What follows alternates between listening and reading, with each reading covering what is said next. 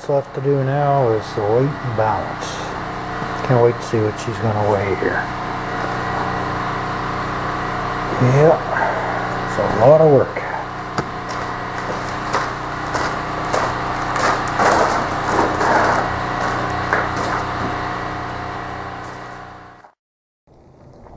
Well, it's November 2nd, 2013.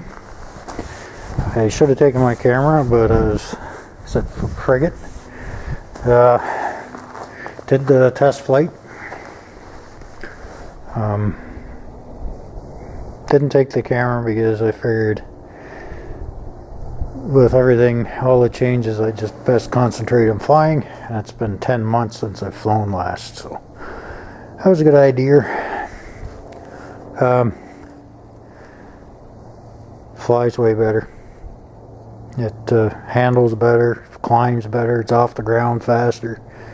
A little bounce when I landed, but because she's so much lighter, it just kind of fluffed up in the air a bit. She just gently came back down.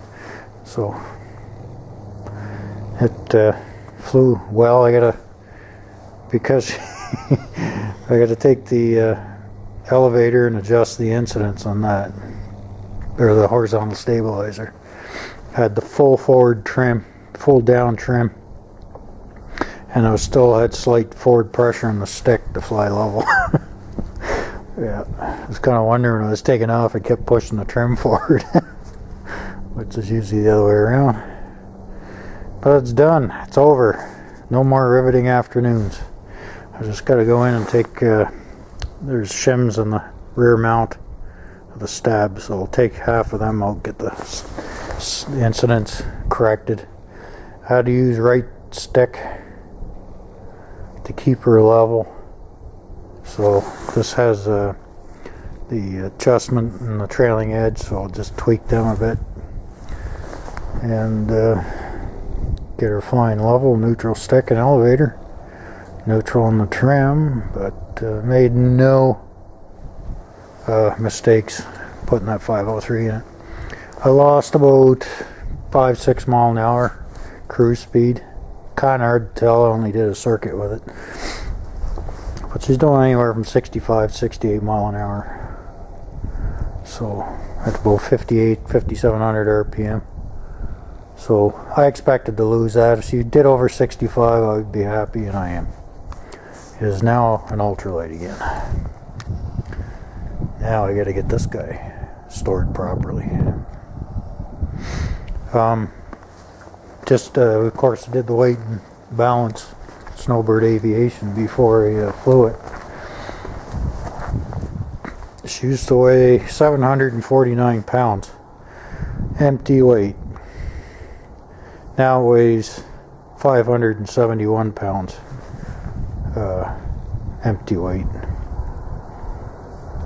So she's a lot lighter.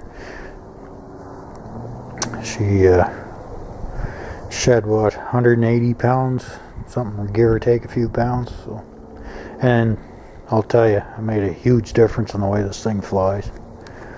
I did my usual continental rollout, taking off. She was hopping and bouncing. Let's go, let's go. It wanted to leave the ground in half the time.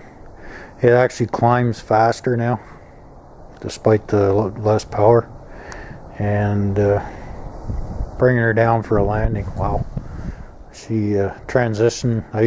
She used to bleed airspeed like crazy in transition. Now it just does a nice graceful transition.